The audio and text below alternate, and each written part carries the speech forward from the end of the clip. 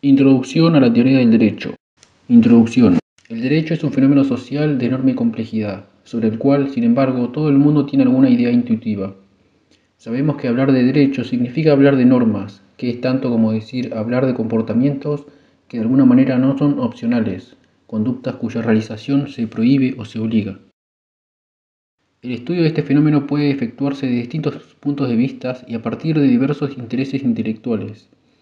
Así, el derecho es objeto de estudio tanto de antropólogos como de historiadores, tanto de economistas como de sociólogos, y por supuesto, de una manera especial constituye el punto de referencia de los estudios jurídicos.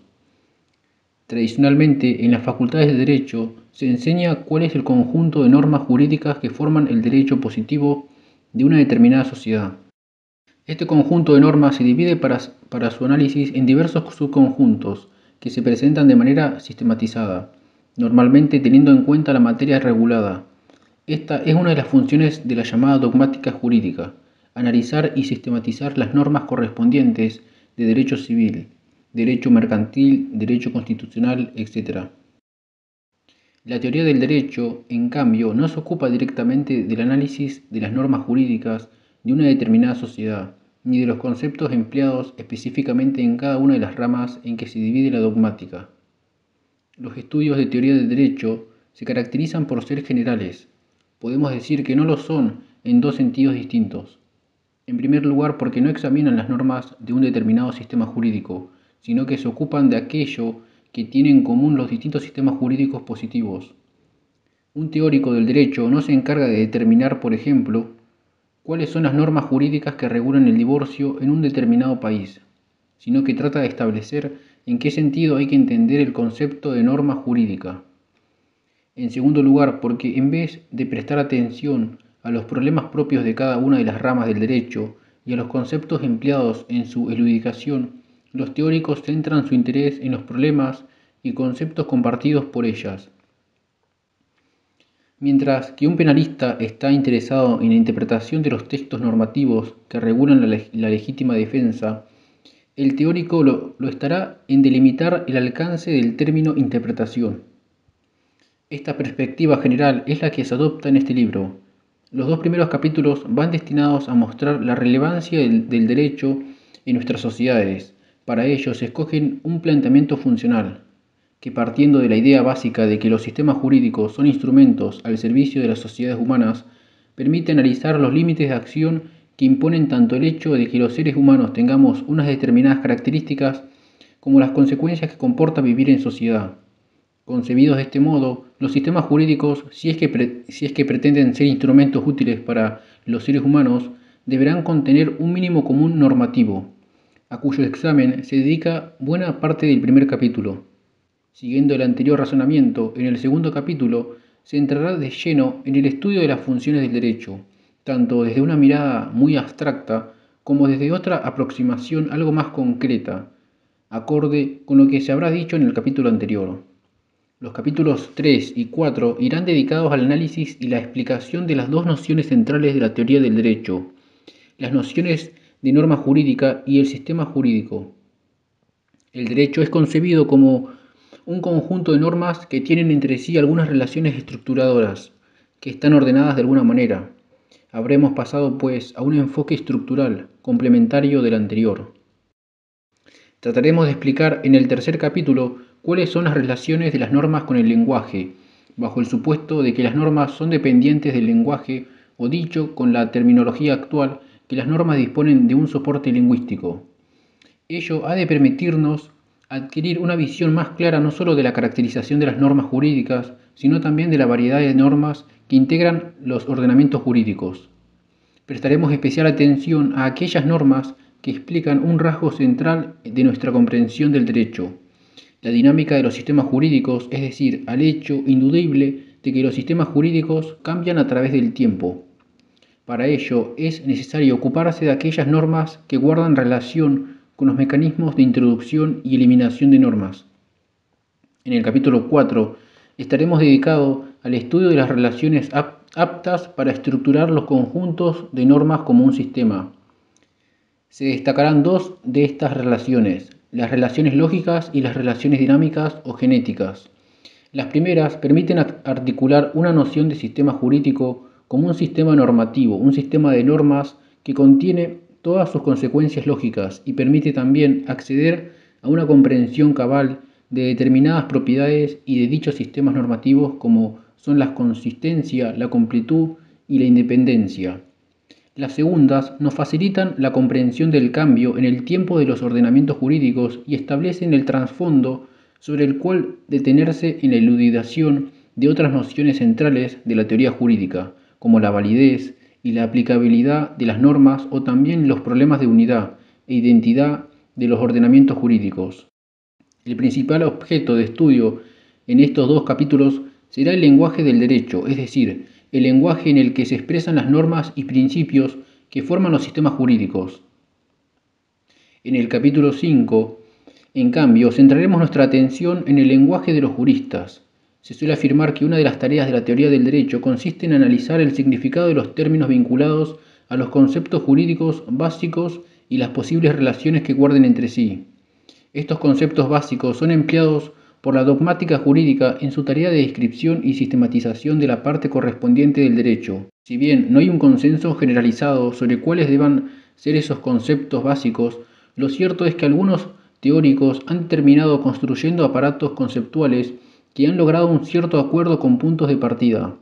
Entre tales construcciones destacan las desarrolladas por Hans Kelsen y por Wesley Hopfeld, a cuyo estudio se dedicará ese capítulo.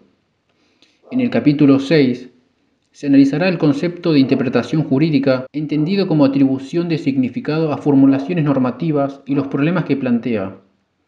Para ello será de utilidad empezar ofreciendo una serie de nociones lingüísticas que permitan comprender las cuestiones que deberán afrontar quien pretenda atribuir su significado a formulaciones normativas.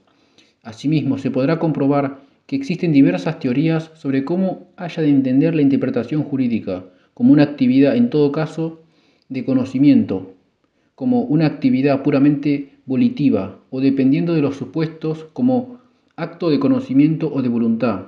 El capítulo terminará examinando distintas técnicas interpretativas que suelen utilizar los juristas para justificar sus propuestas de interpretación. En este sentido, se prestará una especial atención a algunos de los argumentos más utilizados en el ámbito del derecho para justificar interpretaciones, bien sean literales, correctoras o de ambos tipos.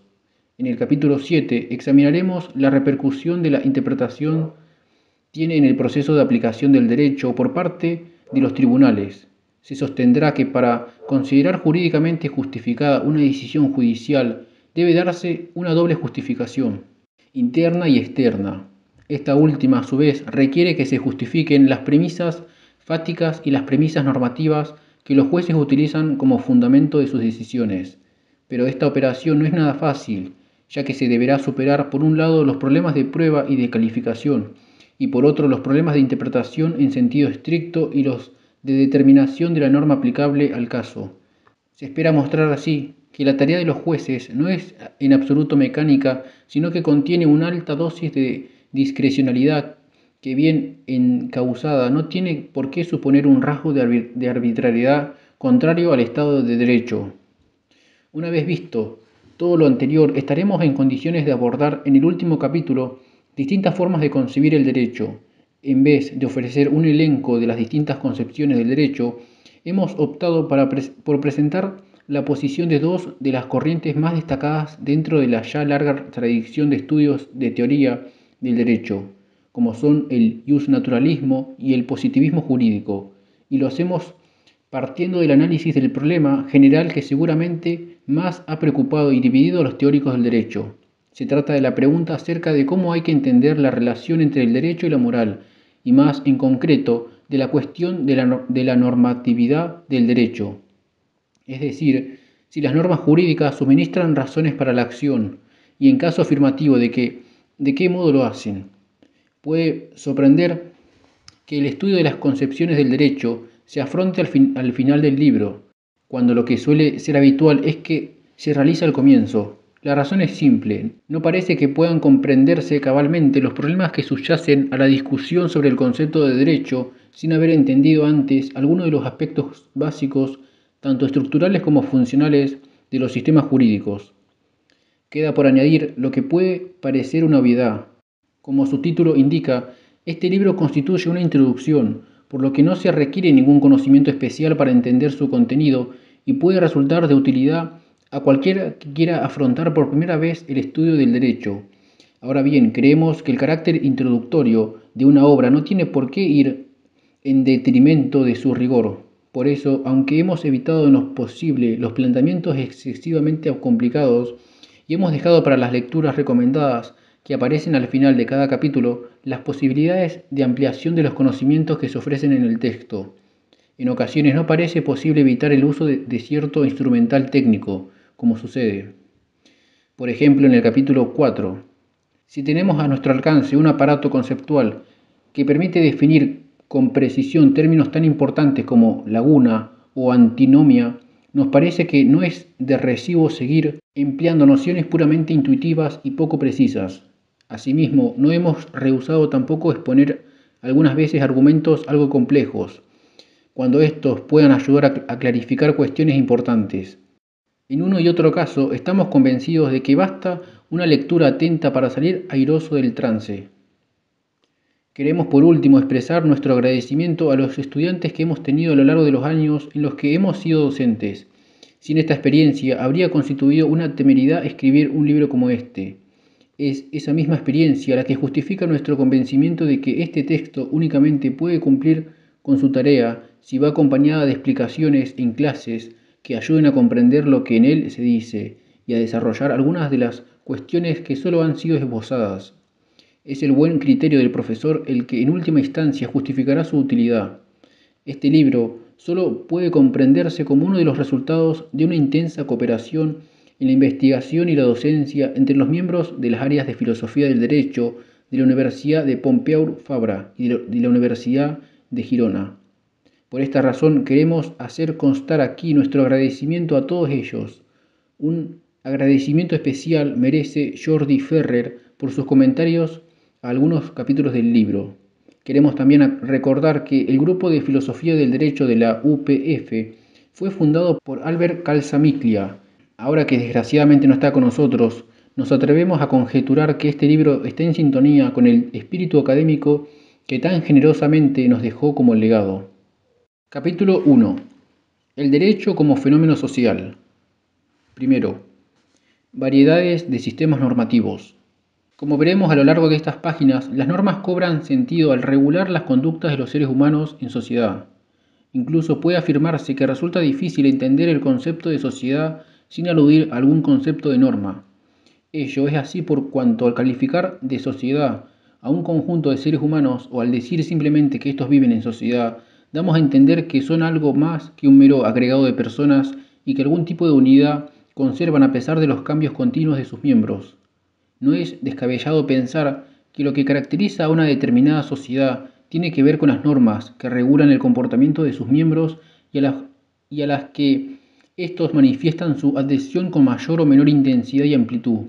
Sin embargo, hay que añadir a renglón seguido que las distintas sociedades humanas, o las distintas divisiones de la sociedad humana, si se prefiere, están reguladas por normas de muy distinto tipo.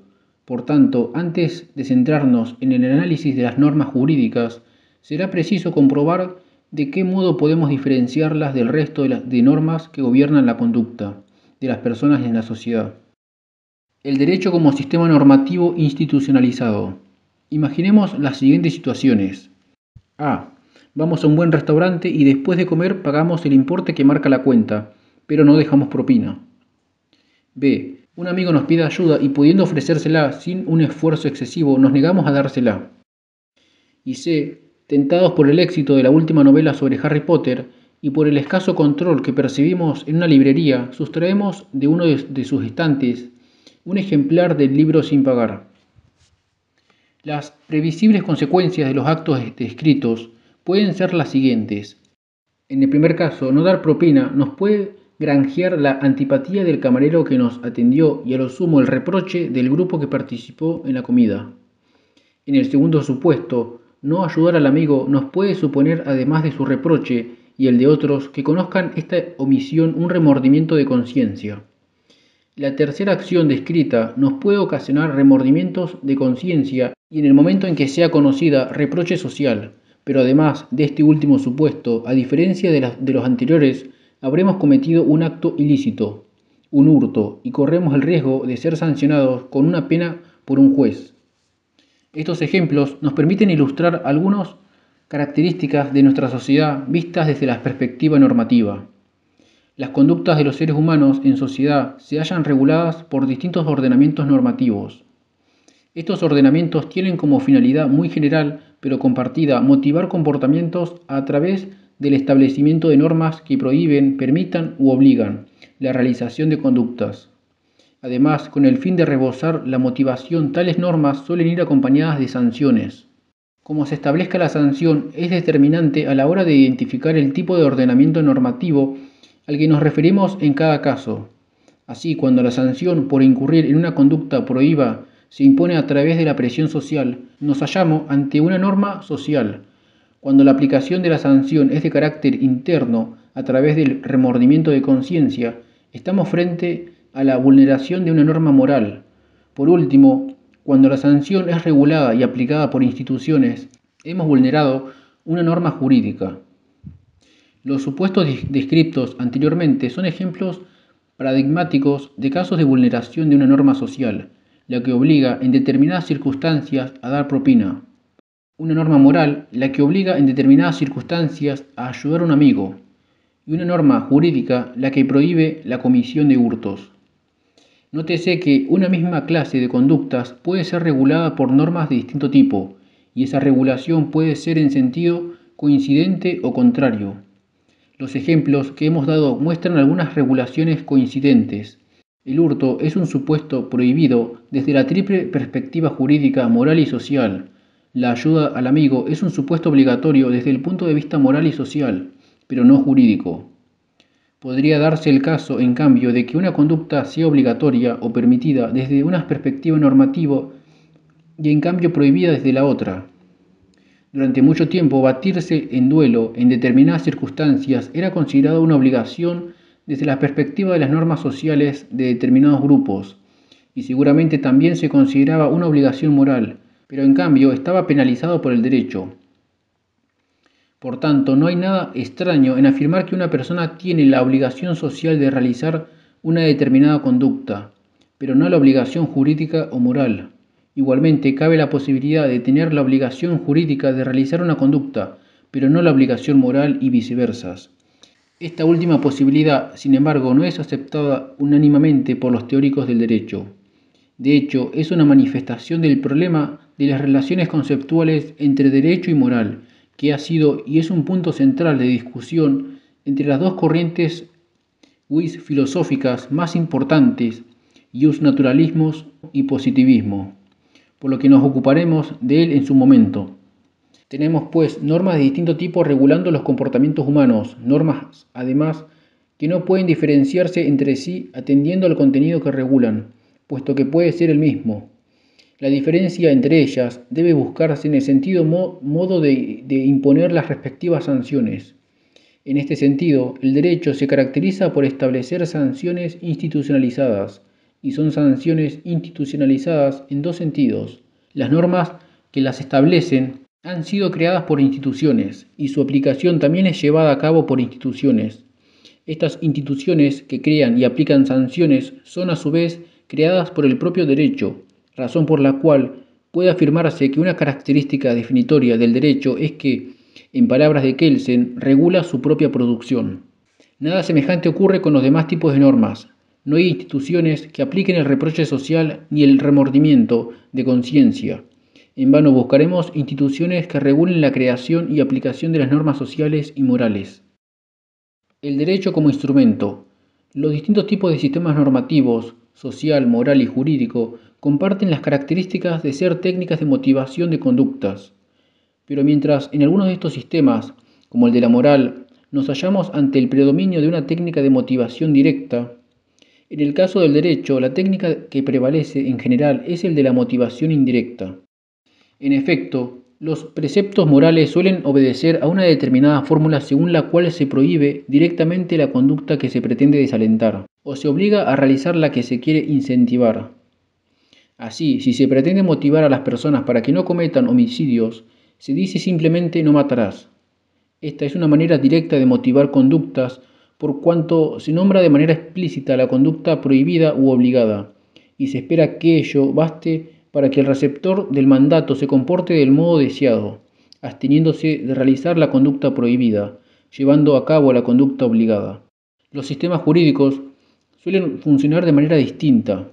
La autoridad jurídica, en vez de prohibir directamente la conducta que pretende desincentivar o de obligar a realizar la que quiere alentar, procede estableciendo para la conducta no deseada una sanción o para la conducta deseada un premio. Así, por ejemplo, en las leyes penales no encontraremos disposición alguna que explícitamente prohíba el homicidio. Hallaremos, en cambio, enunciados parecidos a este. El que mate a otro será castigado, como homicidio, a la pena de 20 años de prisión. En este caso, se confía en que los destinatarios de esta norma se abstendrán de cometer homicidio, al menos por temor a la sanción institucionalizada.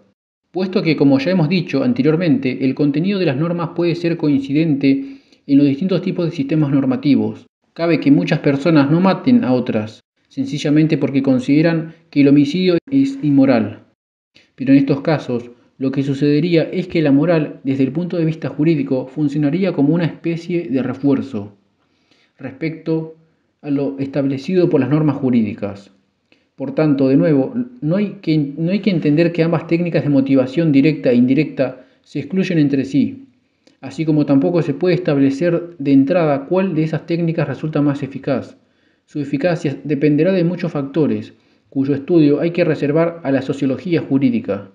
Lo que importa destacar ahora es que, como tales técnicas son simplemente instrumentos para alcanzar algún tipo de objetivos que se consideran valiosos por parte de la sociedad en su conjunto o de algún grupo en particular, por ello puede afirmarse que el derecho no es un fin en sí mismo. La moral, al menos la llamada moral crítica, tal vez sí que lo sea. Es un instrumento del que se dotan los seres humanos para perseguir ciertas finalidades o cumplir determinados objetivos, utilizando de manera prioritaria, aunque no exclusiva, una técnica de motivación indirecta de conductas. Sin embargo, antes de entrar a analizar cuáles pueden ser estas finalidades, a cuyo estudio dedicaremos el segundo capítulo, parece lógico preguntarse si el derecho, entendido como un sistema normativo institucionalizado, resulta ser un instrumento imprescindible para asegurar la convivencia en una sociedad. 2. ¿Es el derecho un instrumento necesario? A quienes viven en las complejas sociedades actuales, la pregunta así formulada les puede parecer que tiene una respuesta afirmativa obvia. Vivimos envueltos por el derecho. Difícilmente podemos realizar acciones que no tengan algún significado jurídico, que no estén de algún modo y muchas veces en más de un sentido reguladas por normas jurídicas. En este sentido, resulta interesante realizar un experimento mental e imaginar no ya qué conductas de las que realizamos habitualmente caen bajo la órbita jurídica, sino si somos capaces de hallar alguna en que esto no suceda. Si nos salimos del estricto ámbito de nuestra intimidad, comprobaremos que el empeño resulta difícil, incluso cuál sea el ámbito de esa intimidad está delimitado por el derecho. No es de extrañar, pues, que una de las frases más repetidas por los juristas sea la de que el derecho es como el aire, nadie lo ve, pero está en todas partes. Resulta tentador pasar de esta constatación a la conclusión de que el derecho siempre ha existido y siempre existirá, puesto que cumple una serie de funciones que toda sociedad bien ordenada requiere. Sin embargo, las cosas no son tan fáciles. En la anterior conclusión se entrelazan en realidad dos cuestiones distintas, una descriptiva y otra valorativa. Por un lado, se sostiene una afirmación relativa a la existencia del derecho, cuya verdad depende de cuestiones empíricas. De hecho, hay quien mantiene que no es cierto que en todas las sociedades conocidas haya existido un conjunto de normas impuestas por instituciones. Algunos antropólogos han evidenciado que ciertas sociedades primitivas no estructuraban las relaciones entre sus miembros a través de nada parecido a lo que se suele conocer como derecho. Tampoco se puede dar por descontado que por el hecho de que ahora las distintas sociedades humanas estén reguladas por el derecho, lo seguirán estando en el futuro. Por otro lado, se alude a lo que requiere una sociedad bien ordenada, con lo cual está claro que el papel que se reserve al derecho en ella dependerá de la concepción que se tenga de cómo debe ser una sociedad, es decir, de una cuestión valorativa no puramente empírica. Puede ser entonces que justamente se considere que la sociedad ideal sería aquella en la que no existiera el derecho, visión que han defendido con distintos matices ciertos autores marxistas y anarquistas. Podría decirse que tradicionalmente han competido sobre este punto varias versiones de la naturaleza humana, asignando a cada una de ellas un valor distinto al derecho. Simplificando mucho, cabe destacar dos tendencias. Para quienes ven en el ser humano la encarnación del mal sobre la tierra, o al menos la presencia de un conflicto constante entre buenos y malos instintos, la existencia del derecho se hace indispensable para que la humanidad no sucumba o para que al menos se minimice el impacto que los instintos negativos tendrían sobre el funcionamiento continuado de la sociedad. Para otros, en cambio, el ser humano es bueno por naturaleza, con lo cual todo lo malo que le ocurre tiene procedencia externa. Es el entorno social y muy especial el derecho el responsable de enconcertar y reprimir esa bondad natural humana, impidiendo desarrollar su propio potencial. Esta discrepancia, aquí solo esbozada entre las concepciones pesimistas y optimistas de la naturaleza humana, es posible que carezca de sentido. En vez de discutir acerca de si los seres humanos son buenos o malos por naturaleza, ¿no resultaría más plausible empezar por reconocer que sencillamente tiene límites? Si es así, entonces puede concluirse que los conflictos humanos potencialmente destructivos lo son no como una consecuencia inevitable de la maldad del ser humano, sino de sus limitaciones. Como ha dicho algún autor, los seres humanos pueden comportarse de manera destructiva no porque sean malos, sino porque no son perfectos.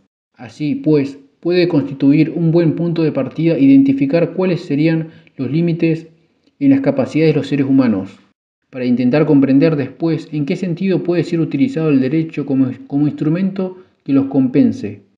3. ¿Necesario para qué? El papel social de la supervivencia. Es sensato reconocer que un objetivo básico compartido generalmente por los seres humanos es el de la supervivencia.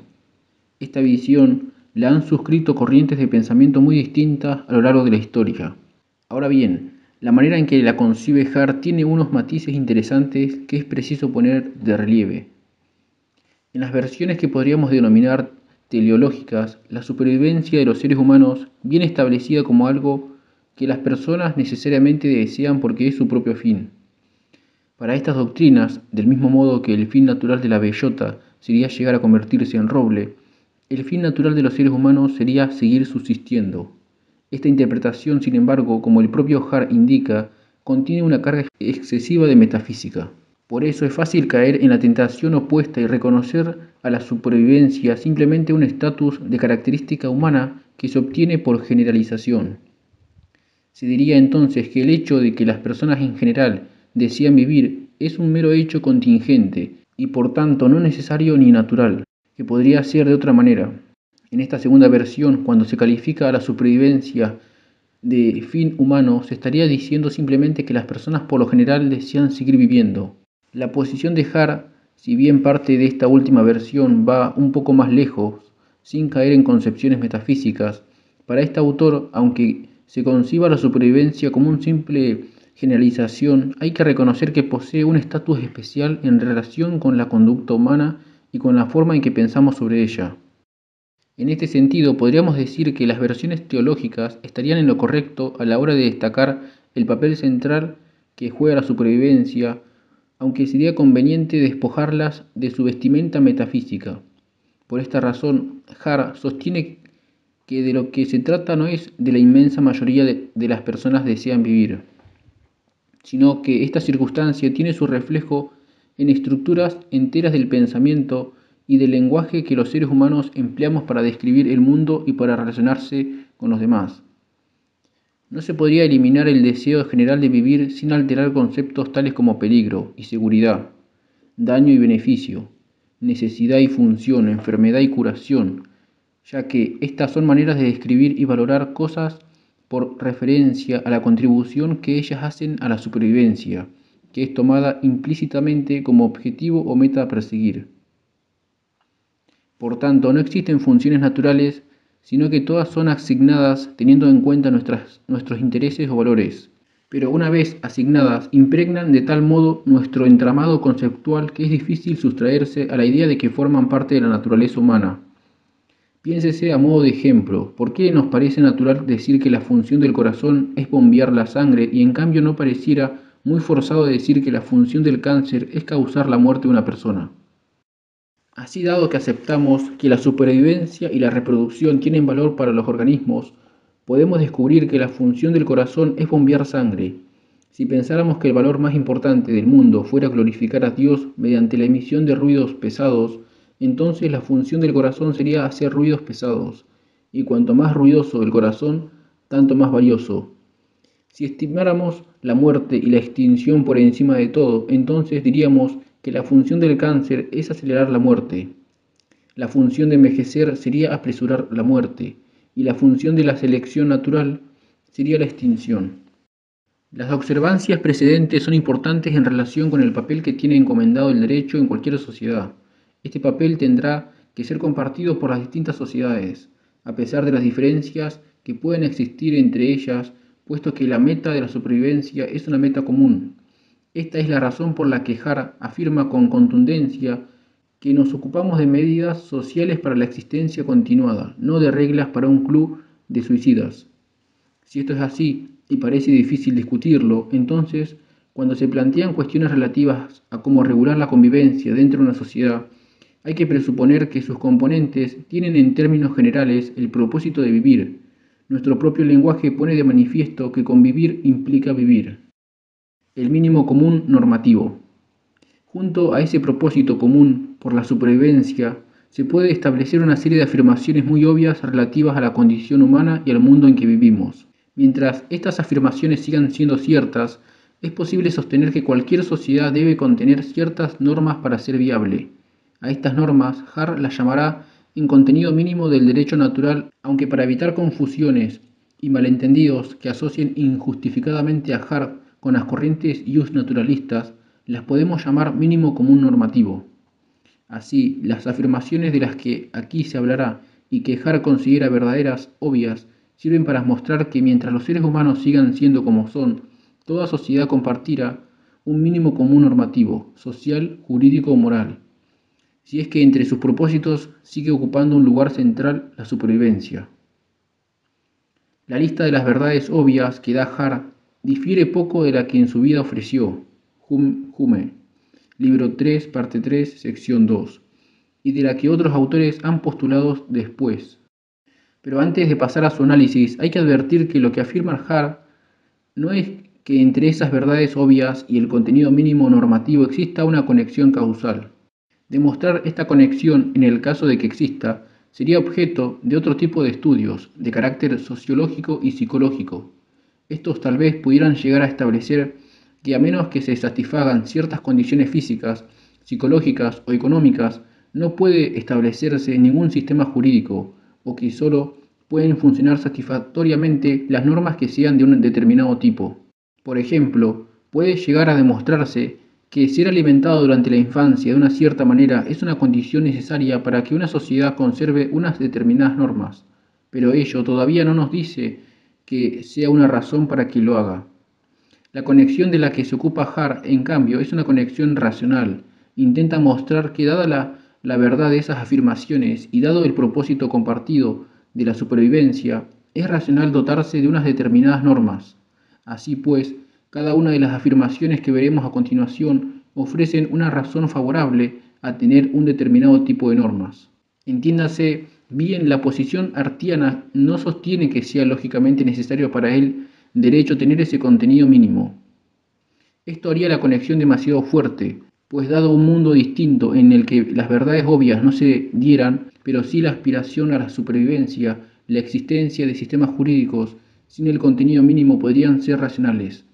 O dado un mundo distinto en el que la generación quisiera sobrevivir y las verdades obvias todavía no serían racional tener sistemas jurídicos con el mínimo contenido requerido por las teorías de Hart.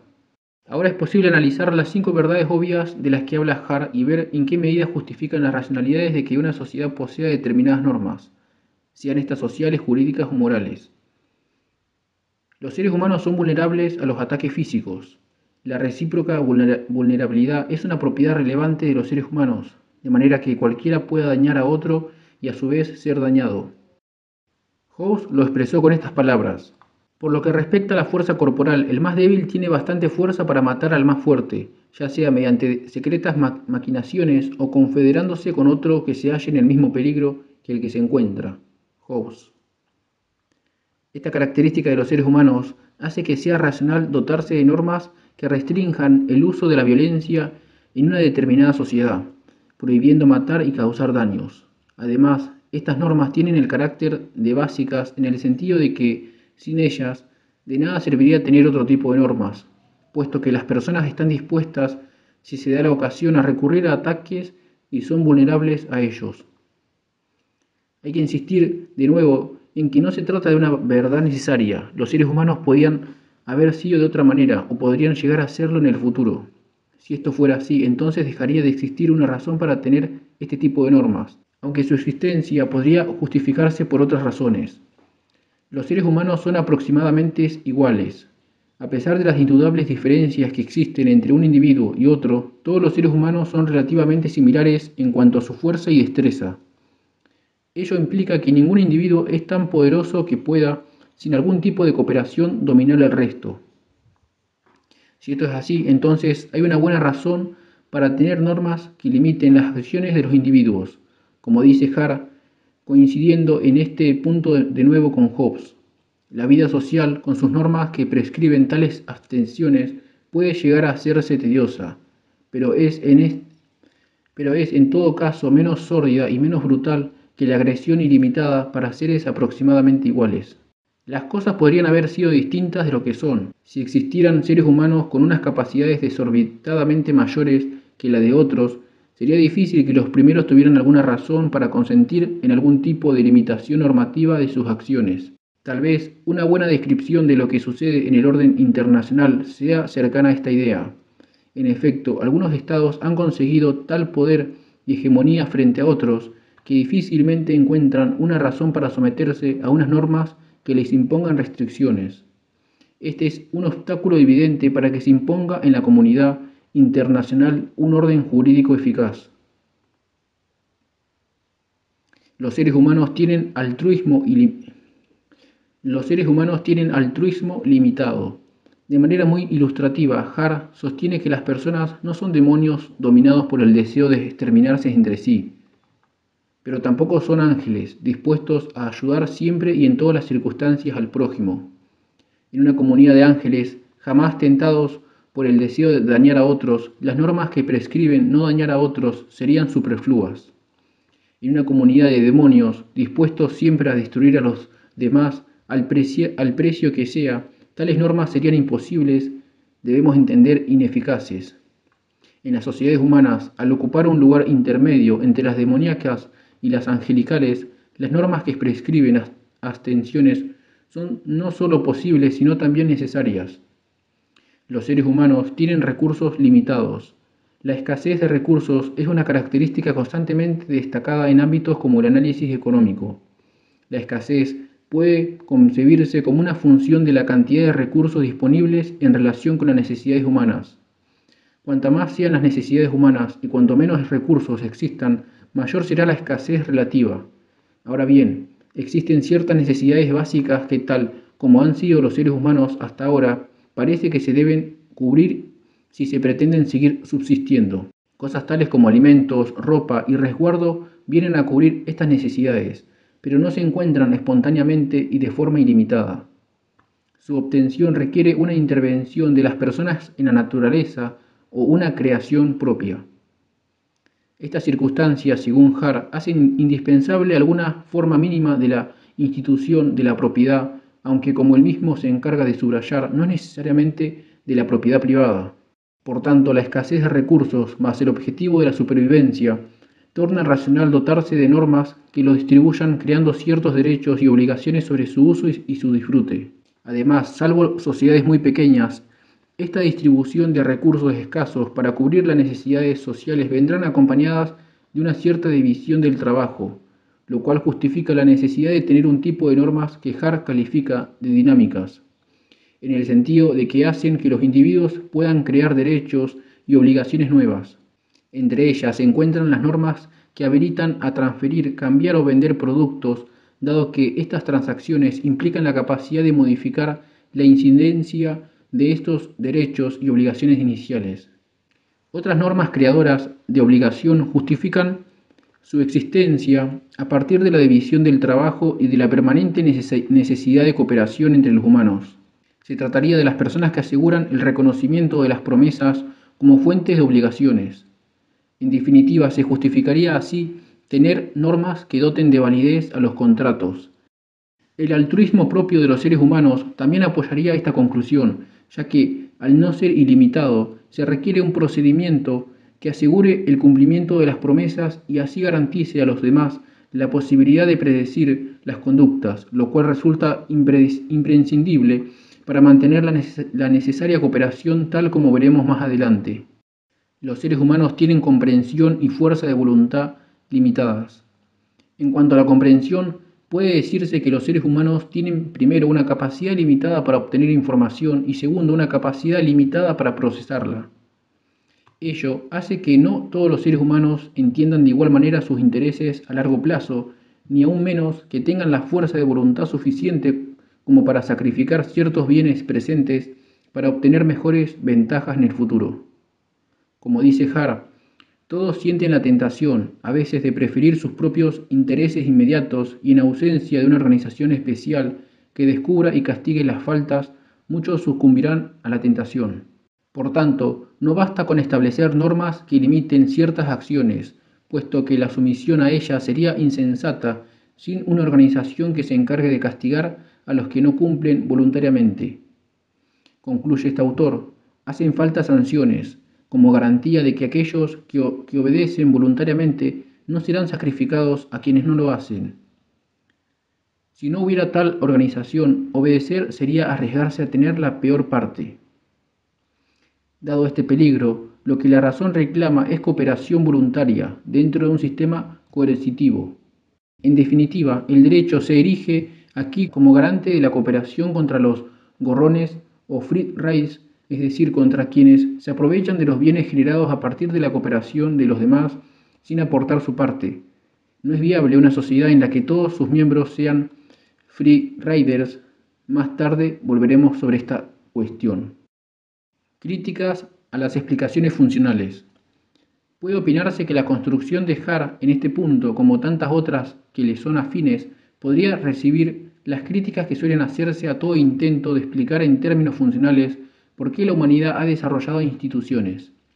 En primer lugar, las explicaciones funcionales no suelen ofrecer condiciones suficientes para la existencia de las instituciones que se proponen explicar. De este modo, aunque fuera racional para los seres humanos que viven bajo ciertas circunstancias desarrollar instituciones que cumplan con funciones que les son útiles, ello no garantiza que tales instituciones aparezcan. Los seres humanos no son siempre individualmente racionales y aun cuando lo fueran, no siempre son capaces de realizar las acciones colectivas que requieren la creación y el mantenimiento de las instituciones. Por ejemplo, podría ser muy útil para la humanidad tener un gobierno mundial eficaz. Sin embargo, no ha sido creado. Por tanto, no es verdad que la utilidad funcional de una institución sea una condición suficientemente para su existencia. En segundo lugar, las explicaciones funcionales no proporcionan condiciones necesarias para la existencia de las instituciones. Siempre es posible imaginar alternativas que realizarán igualmente bien las mismas tareas. Por ejemplo, se puede imaginar una sociedad en la que el monopolio de la violencia no esté centralizado en unas autoridades, sino que exista un justificado sistema de autodefensa con gente permanentemente armada, dispuesta psicológicamente a repeler cualquier ataque. Estas críticas son correctas frente a explicaciones funcionales de la realidad, es decir, frente a teorías causales, que pretendan explicar cómo han surgido las instituciones. Sin embargo, no parece ser tan contundentes frente a las teorías justificativas, que como la de Hart explícitamente sostiene que dado como somos los seres humanos, existen buenas razones para tener sistemas jurídicos con un cierto contenido mínimo común. A las anteriores críticas se podría añadir otra bastante obvia. La supervivencia no es la única finalidad de los seres humanos. Ahora bien, Con ser esto cierto, no lo es menos que la supervivencia juega un papel básico, ya que sin ella cualquier otro objetivo carece de sentido.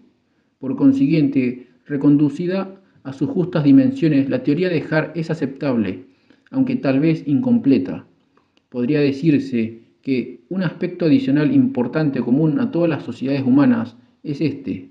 Las personas en cualquier parte del mundo y a lo largo de la historia tienen valores y propósitos, los cuales son compartidos en general dentro de una determinada sociedad y que su realización, sin lugar a dudas, requiere cooperación y coordinación entre sus miembros. Esta es la razón por la que se puede completar la lista de verdades obvias propuestas por Hart, con una más, que tenga en cuenta este factor. Siguiendo a Laguerre-Spears, podemos llamar a esta característica sociabilidad parcial y formular el enunciado correspondiente de este modo.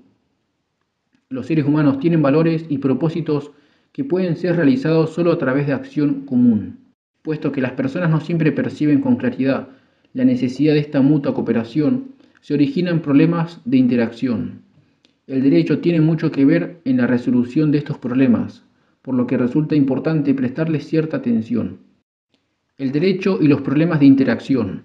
Los estudiosos del derecho han subrayado hasta la saciedad que los sistemas jurídicos regulan el uso de la violencia en la sociedad, monopolizan el uso de la fuerza física y suelen ser, o según las versiones optimistas sobre la naturaleza humana, siempre son opresivos al imponer los valores de los grupos dominantes. Las características humanas de la vulnerabilidad recíproca, la igualdad aproximada y el altruismo limitado apuntan directamente a la necesidad de que las sociedades se doten de normas que restrinjan la libertad de sus miembros a través de ciertas prohibiciones. Además, tales prohibiciones, para que sean eficaces, deben ir acompañadas de sanciones que en el caso del derecho serán institucionalizadas. Todo esto es cierto, pero es únicamente una parte de la historia, ya que los sistemas jurídicos tienen también el cometido de resolver problemas de interacción. Estos problemas surgen precisamente debido a las características que asociamos a los seres humanos tal como son. Así, por ejemplo, la combinación de la escasez de recursos y el altruismo limitado da como consecuencia situaciones que se corresponden con el dilema del prisionero. Por otro lado, la capacidad limitada para obtener y procesar la información puede ser el origen de incertidumbres que pongan en peligro la coordinación necesaria para obtener ciertos bienes públicos, que solo se producen si existe tal coordinación. Por último, la sociabilidad parcial conduce inevitablemente y de forma directa a tener que lidiar con los problemas de interacción. Estos problemas se pueden ilustrar recurriendo a la teoría de los juegos. La teoría de los juegos consiste en una extensión de la teoría de la decisión racional. Esta tiene que ver con un agente aislado que tiene que tomar una decisión bajo condiciones de riesgo o incertidumbre.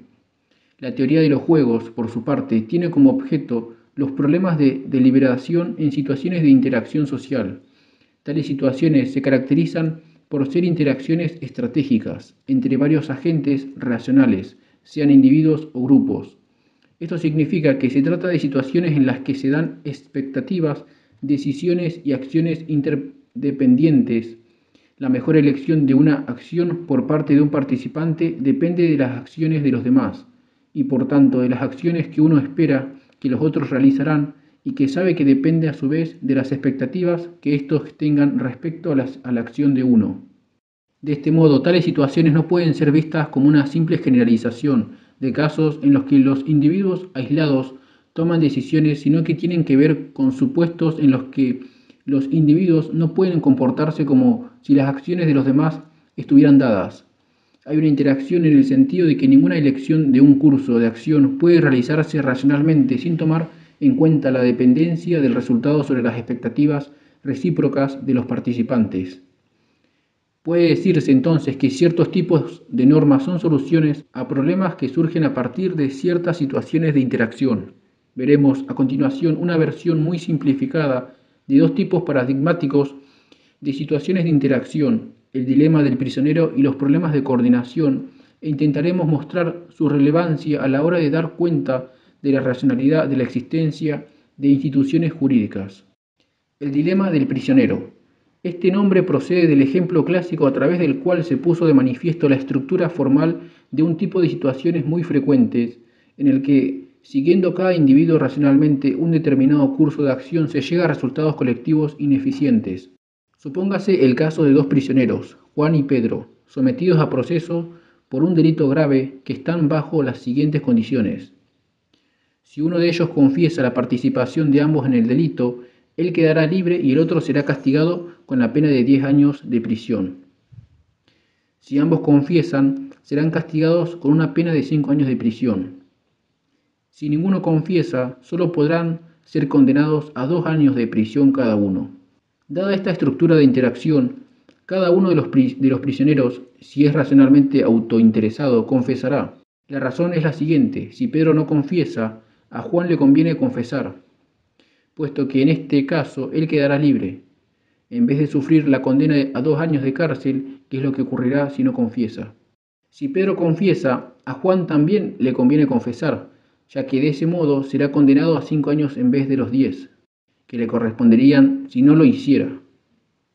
Por supuesto, si el problema se lo plantea Pedro, también llegará a la misma conclusión. Por tanto, si cada uno de los prisioneros es racional y sabe que el otro también lo es, se impone la decisión de confesar, ya que cada uno puede prever que el otro confesará, con lo cual si él mismo no confesara se arriesgaría a tener la peor opción, que son 10 años de cárcel. La moraleja del juego estriba en que, actuado de esta forma, Juan y Pedro salen perjudicados, ya que hubieran obtenido mejores resultados si ninguno de ellos confesara. Una condena de 2 años en vez de 5. Así pues, el actuar racionalmente de acuerdo con el propio interés, los dos prisioneros llegan a un resultado ineficiente por cuanto existe un resultado alternativo que haría que ambos estuvieran mejor. Existen muchas situaciones que reflejan una estructura como la descrita. Por ejemplo, el mantenimiento de las promesas, base ni más ni menos que todo el derecho contractual. Frente a la disyuntiva entre mantener o romper las promesas, es posible que el camino que indique el autointerés sea el de incumplirlas esperando que los demás las cumplan. El problema es que cada uno de los demás pensarán lo mismo, con lo cual se acabará imponiendo la estrategia de incumplir las promesas, siendo esta solución claramente ineficiente, ya que todos terminarán perjudicados. Las normas jurídicas pueden romper este resultado ineficiente al establecer sanciones para quienes no cumplan con sus promesas, como ya dijimos anteriormente. Existen supuestos también muy frecuentes que dan lugar a estructuras de interacción parecidas al dilema del prisionero, pero que se diferencian de este en el sentido de que la falta de cooperación de algunos no necesariamente lleva a que todos se perjudiquen. Estos son los casos en que aparece la figura del free ride, a la que ya aludimos en su momento. El free rider o gorrón es aquel que se beneficia de la cooperación de los demás sin que él coopere. Este es el caso de quien contamina el medio ambiente pero se beneficia de que muchos otros no lo hagan. En general, es un problema que tiende a surgir con los denominados bienes públicos. Las características definitorias de este tipo de bienes es que, a diferencia de los bienes privados, como los libros o vestidos, son indivisibles en el sentido de que una vez generados no es posible excluir a nadie de su disfrute. Son ejemplos de bienes públicos el alumbrado de las calles o el sistema de defensa de un país. De nuevo, en estos casos, las normas jurídicas pueden contribuir a que se generen y mantengan los bienes públicos que todos desean, obligando a la cooperación de todos. Es decir, en estos supuestos es de interés de todos los participantes aceptar algún tipo de coerción a través de sanciones jurídicas, siempre que todos los demás estén bajo el mismo sistema de coerción. Problemas de coordinación. Un ejemplo típico de problema de coordinación se dan cuando un sujeto llama telefónicamente a otro y se corta la comunicación. Ambos quieren continuar la conversación que estaban manteniendo, pero se les presenta la disyuntiva entre llamar o esperar a que la otra persona llame. Si ambos deciden llamar, la comunicación no será posible, ya que la línea estará ocupada. Si ambos deciden esperar, tampoco conseguirán su objetivo. Por tanto, hay dos soluciones igualmente ventajosas para ambos. Supongamos, por hipótesis, que el coste de la llamada es insignificante, que quien efectuó la llamada vuelva a llamar y quien la recibió espere, o que llame éste y espere aquel. En casos como el descrito, nos encontramos ante una interdependencia de decisiones y por tanto de expectativas, cuyo rasgo distintivo es que los intereses de las partes coinciden. Además, la falta de cooperación en estos supuestos no se da porque cada agente tema que el otro no cooperará, como ocurre en el caso del dilema del prisionero, sino porque hay varias alternativas diferentes de la cooperación, frente a las cuales todos son básicamente indiferentes, sin saber cuál es la que va a adoptar el otro. Muchas situaciones de la vida cotidiana obedecen a este esquema. Por ejemplo, la alternativa que se da entre circular por la izquierda o por la derecha de la calzada es en estos casos a falta de convenciones firmemente establecidas. Las normas jurídicas también pueden solventar el problema al obligar a circular por uno de los sentidos. Resulta indiferente cuál de los dos sea. Lo importante es que todos tomen el mismo. Algunas conclusiones. Los ejemplos citados bastarán para poner de relieve que las normas en general y las jurídicas en particular sirven, entre otras cosas, para ayudar a solventar problemas de interacción. No obstante, debe quedar claro que no cualquier norma cumplirá este cometido y que en todo caso su existencia será solo una condición necesaria, pero no suficiente para llevar a cabo acciones colectivas eficientes. Así, la eficiencia puede frustrarse porque las normas no son las adecuadas, o porque aunque lo sean, no se dan otras condiciones también necesarias. Dicho esto, las razones por las que las normas contribuyen a generar esta eficiencia son básicamente dos. Contribuyen a modificar las preferencias de los individuos y ayudan a asegurar sus expectativas. En primer lugar, la existencia de una norma puede cambiar el orden de preferencias de los individuos, posibilitando así salir de situaciones como las del dilema del prisionero o las de existencia de free riders. Las normas pueden estar respaldadas por la amenaza de castigos o la promesa de recompensas, que se añadirán de este modo a los aspectos negativos o positivos que tienen para los individuos las diferentes alternativas de acción, haciéndolas más o menos costosas y por ende más o menos atractivas. Ante la alternativa entre pagar o no pagar impuestos, es posible que la preferencia de un individuo sea la de no pagar. En cambio, la presencia de una norma que sanciona el impago puede hacer tan costosa esta opción que el sujeto acabe modificando sus preferencias y termine prefiriendo pagar impuestos sin verse sujeto a la sanción antes que no pagar y arriesgarse a ser sancionado. En segundo lugar, la existencia de una norma puede solucionar problemas de coordinación, al hacer más seguras las expectativas que tenemos respecto al comportamiento de los demás. Nos puede resultar indiferente conducir por la izquierda o por la derecha, es decir, no tenemos preferencia por ninguna de las dos opciones, pero estamos interesados en coordinar nuestras acciones para lograr la máxima seguridad y fluidez en el tráfico automovilístico. Y sabemos que esto se consigue si todos conducimos por el mismo lado de la calzada. Si hay una norma que obliga a conducir por uno de los lados y esa norma se cumple, hemos visto reforzadas nuestras expectativas respecto a lo que los demás harán y podemos entonces ajustar nuestro comportamiento en el sentido adecuado. Instituciones y contrato social. Para terminar este capítulo, puede resultar ilustrativo referirse al sempiterno problema de la justificación racional del Estado y del derecho. Una de las afirmaciones más repetidas por los autores que se han ocupado de esta cuestión a lo largo de la historia es que el Estado y el derecho surgirían a partir de un contrato social entre los miembros componentes de la sociedad.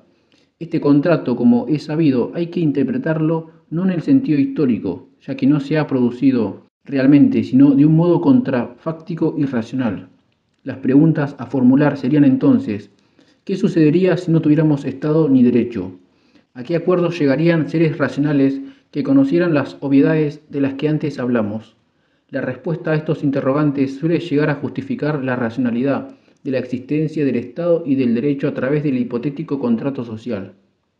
Ahora bien, la idea del contrato social a la luz de los problemas de interacción que acabamos de analizar puede ser interpretada al menos de dos formas distintas.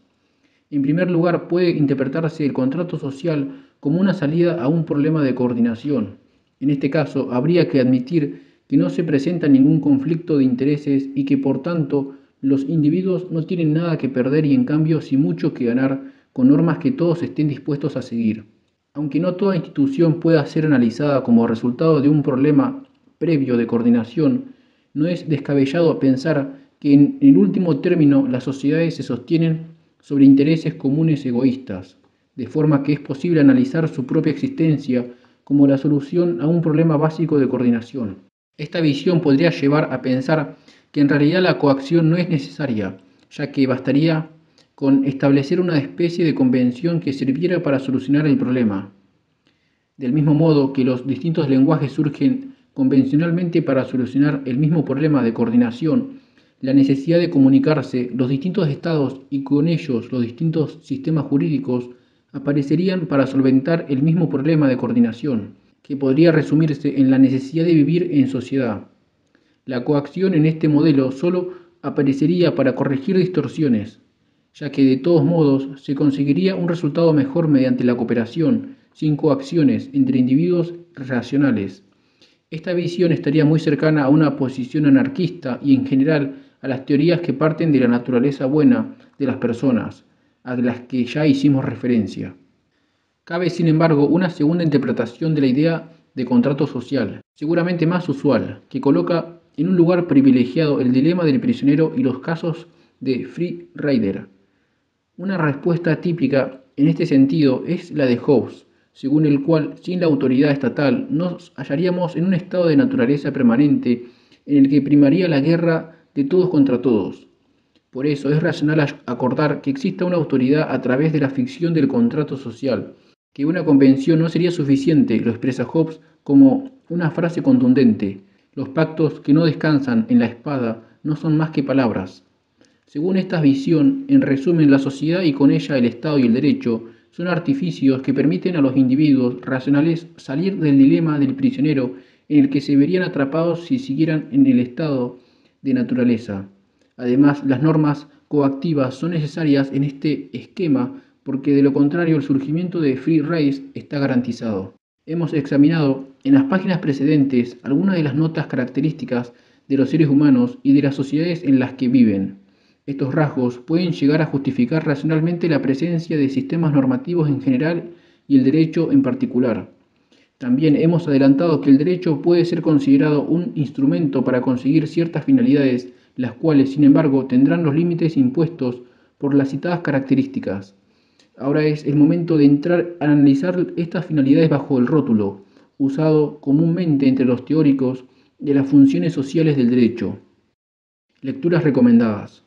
Sobre el derecho como un sistema normativo institucionalizado y distinto de la moral puede leerse Hart, 1961, capítulos 5 y 8, quien también insiste en esta cuestión, pero subrayando más el aspecto instrumental del derecho, es Hans Kelsen.